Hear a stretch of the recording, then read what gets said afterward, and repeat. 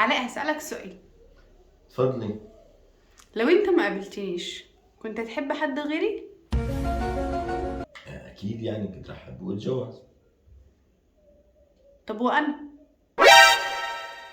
انت بتقولي انا ما قابلتكيش، فانا ما قابلتك يعني، فاكيد رح كنت قابلت غيرك يعني. طب ما تدور عليا، ليه تحب حد غيري؟ بدور عليكي فين؟ انت اصلا انا ما قابلتك. انا ما قابلتك انت. ادور عليك فين وانا ما عرفتكيش اصلا؟ انا ما بعرفك يعني لسه ما كنت بعرفك بهالوقت. بس فانا كنت حبيت حدا غيرك. هتحبها وهتتجوزها او لكن ليش رح احبها؟ ما اكيد رح احبها ورح اتجوزها. وتجيب منها عيال. اكيد طبعا يعني اتجوزها مشان شو؟ مشان نجيب منها عيال، يكون عنده اسره. طب مالك مبسوط قوي كده ان انت عرفتها؟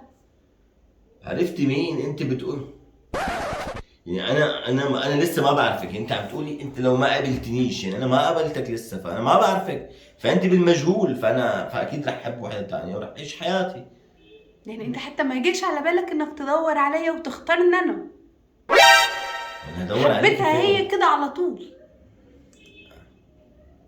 انا وين رح ادور عليكي؟ انت عم تقولي انت ما قابلتني، ما بتعرفني اساسا، انا ما شفتك بحياتي، يعني انت شيء مش موجود اصلا في حياتي. يبقى المفروض ما تحبش غيري، تستناني لما اقابلك. وانا مين بعرفك؟ ما بعرفك مشان استناكي. كيف بدي استناكي؟ انا ما بعرفك اساسا. انت شيء مجهول، انا ما بعرفك اساسا، فكيف بدي استناكي؟ فاكيد انا رح احب حدا ثاني ورح اتزوج يعني. يعني انت هتتجوز وهتعيش حياتك وتجيب عيال وانا في داهيه. لا أنا ما انت فين؟ اكيد، ما انت اكيد ساعتها لما انا ما اجي رح يكون في حدا ثاني مكاني رح يجي ويحبك وتحبيه لا وتتزوجوا. طبعا، انا عمري ما كنت هحب حد غيرك ولا افكر في حد غيرك. هتفكري بحد غيري هستناك طبعاً. ازاي قبل ما تعرفيني؟ انت اساسا ما بتعرفيني، انت اساسا ما بتعرفيني مشان تحبيني. كيف بدك تحبيني؟ المفروض يعني كنت انت قبل ما حسيت اجي بيا، انا كنت حسيت بيا وكنت استنتنا ان احنا نتقابل. حسيت بيكي واستنيتك انه نتقابل. كيف بدي احس بيكي يعني؟ وحد قال لك ان انا مخاوي ولا بعرف الغيب؟ انت قبل ما تعرفيني كنت بتحبيني؟ اكيد لا، ما كنت بتعرفيني. انا لو ما قابلتك، وشفتك وحبيتك وتزوجنا، كنت رح تعرفيني؟ اكيد ما كنت رح تعرفيني. فانا اكيد لما انت ما كنتي موجوده، فاكيد كنت رح احب حدا ثاني يعني. انت نية الخيانة اصلا جواك. طلقني على، طلقني بجد. حاضر رح طلقك بكره بطلق. ليه بكرة؟ ليه بكرة؟ بكره اليوم تعبان. بكره ما صار شيء من هون لبكره. بكره الصبح بطلق. بكره الصبح بنزل المأذون ونطلق. وعلى فكرة انا هاخد عيالي معايا.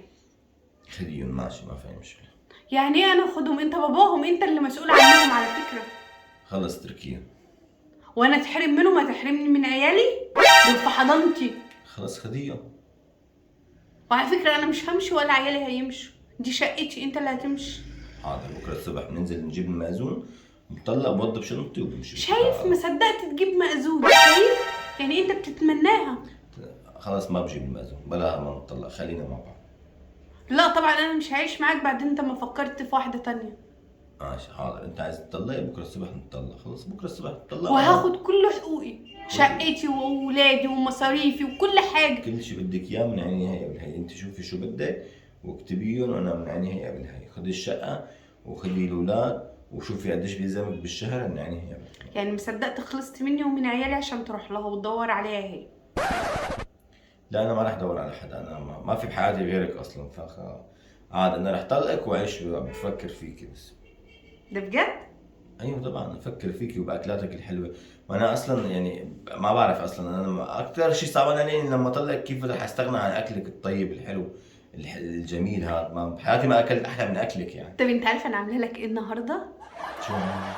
شاورما سوري. بحياة اختين؟ اه والله. طب انا جوعان اصلا. يلا بالله. وعامله لك كاستر سوري كمان. كمان؟ طب اه. يلا بحياة اختك. طب شوف لنا فيلم بقى نسمعه سوا بعد العشاء. الفيلم جاهز، بس جاهز حبيبي الأكل. حبيبي.